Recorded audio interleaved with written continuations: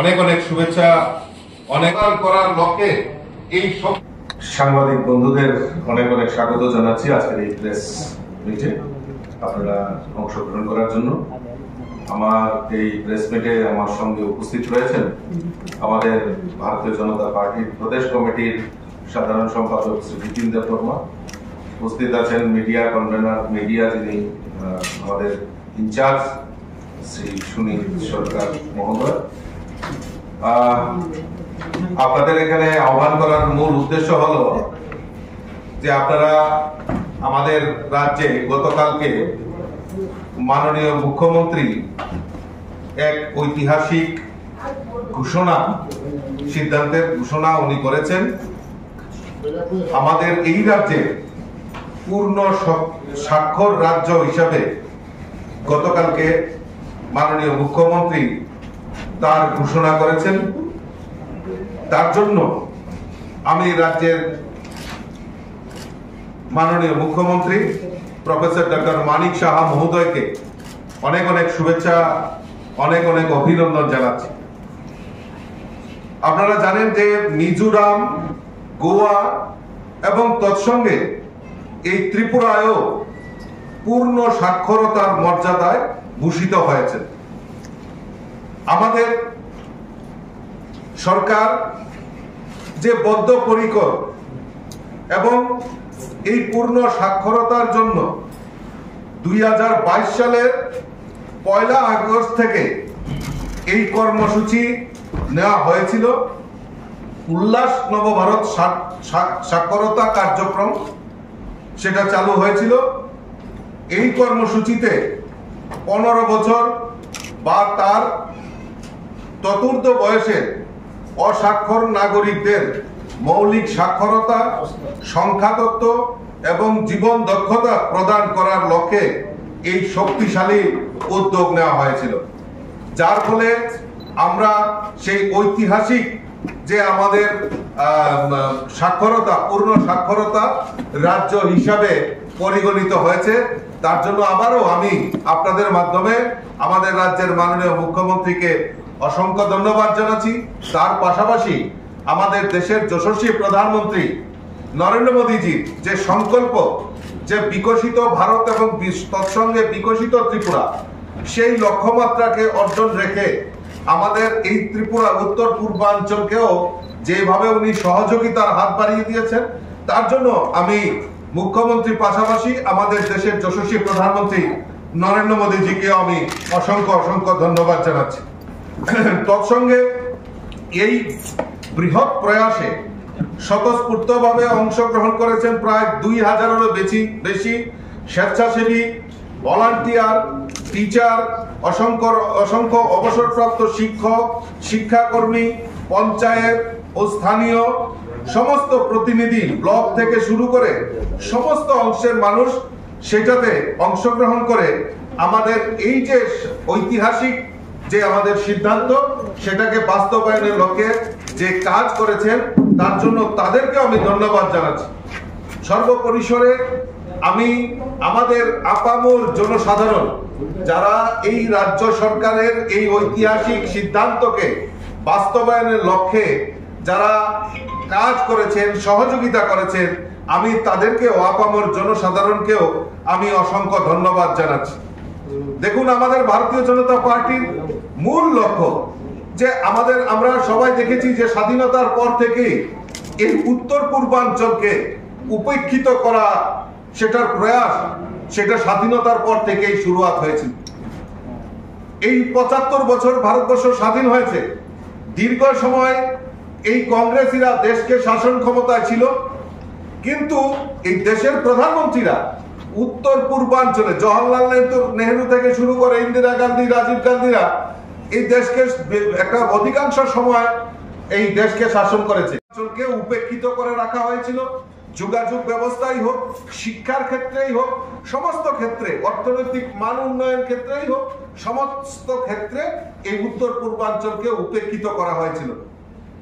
এবং এই উত্তর পূর্বাঞ্চলে প্রবাস করার জন্য তৎকালীন প্রধানমন্ত্রীরা আমাদের এই উত্তর পূর্বাঞ্চলে প্রবাস করেনি।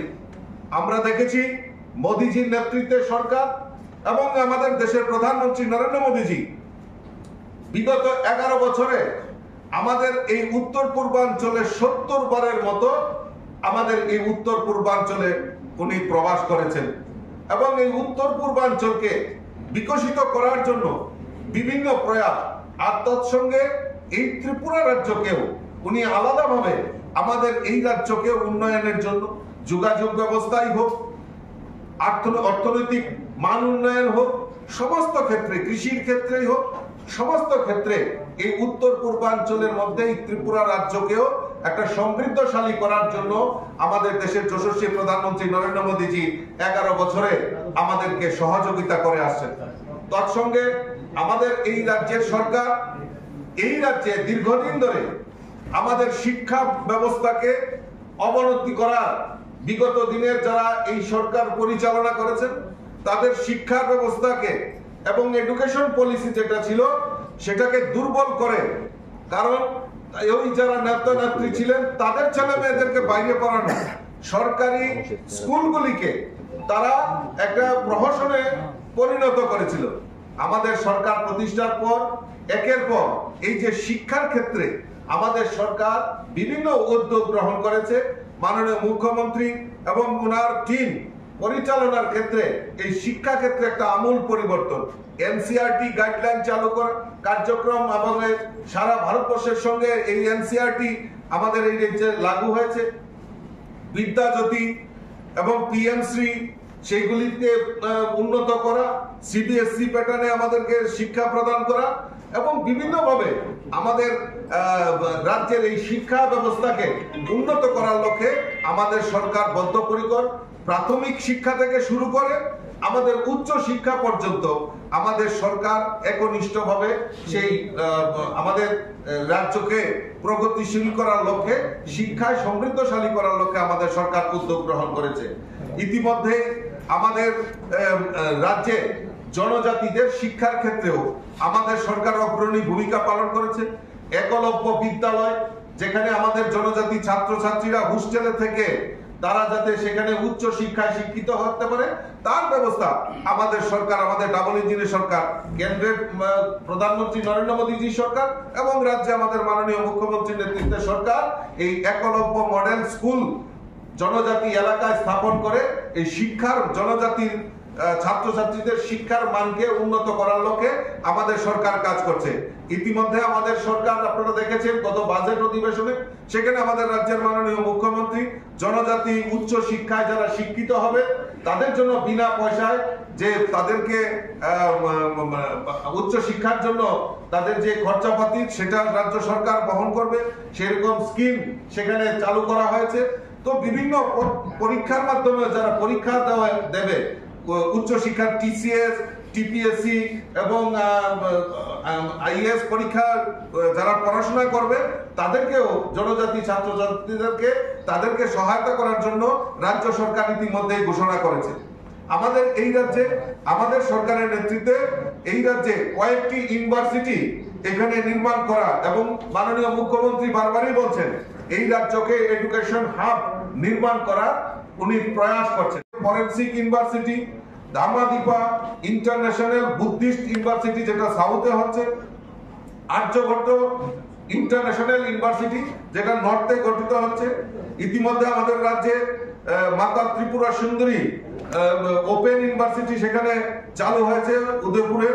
আমাদের রাজ্যে ডেন্টাল কলেজ নির্মাণ হয়েছে, মেডিকেল কলেজ হয়েছে এবং আরো মেডিকেল কলেজের প্রস্তাব রয়েছে এই রাজ্যে। ধলাইতে, যেখানে আমাদের জনজাতি অংশের মানুষের বসবাস বেশি, সেখানেও একটি মেডিকেল কলেজ নির্মাণ করার জন্য সরকার ইতিমধ্যেই প্রস্তাব দিয়েছেন। এবং আমাদের এই রাজ্যে শিক্ষা ব্যবস্থা এবং আরো ডিগ্রি কলেজগুলিতে মান উন্নয়ন করা এবং ডিগ্রি কলেজ আরো বৃদ্ধি করা, সেই লক্ষ্যে আমাদের সরকার কাজ করছে। আমি আবারও আপনাদের মাধ্যমে আমাদের রাজ্যের মাননীয় মুখ্যমন্ত্রীকে এই যে আমাদের যে ঐতিহাসিক যে একটা সিদ্ধান্ত হয়েছে, ঐতিহাসিক যে আমাদের কার্যক্রম হয়েছে, আমাদের এই রাজ্য আমাদের পূর্ণ স্বাক্ষর রাজ্য হিসাবে ঘোষণা করেছেন, আমি আবারও আপনাদের মাধ্যমে আমাদের রাজ্যের মাননীয় মুখ্যমন্ত্রীকে অসংখ্য অসংখ্য ধন্যবাদ জানাচ্ছি। আমরা যদি দেখি বিরোধী দল যারা রয়েছে তারা সবসময় সমালোচনায় মুখর থাকে এবং একটা চিঠি দিয়ে মুখ্যমন্ত্রীর কাছে অভিযোগ জানায় এবং সমালোচনা করে। কিন্তু আমি তো বলবো যে তাদেরও উচিত যে এই রাজ্য সরকারের এবং এই রাজ্যবাসীকে ধন্যবাদ জানানো, কারণ একটা ঐতিহাসিক সিদ্ধান্ত, ঐতিহাসিক সাফল্য রাজ্য সরকারের, যেখানে আমাদের এই ত্রিপুরাকে পূর্ণ সাক্ষরতা রাজ্য হিসেবে ঘোষণা করা হয়েছে। এবং তার জন্য বিরোধীদেরও প্রয়োজন যে তাদেরকে, আমাদের সরকারকে এবং এই রাজ্যের জনগণকে ধন্যবাদ জানানো। তো কাজেই আমি আবারও আপনাদের মাধ্যমে আমাদের দেশের প্রধানমন্ত্রী নরেন্দ্র মোদীজি এবং আমাদের রাজ্যের মুখ্যমন্ত্রীকে অসংখ্য অসংখ্য ধন্যবাদ জানাচ্ছি।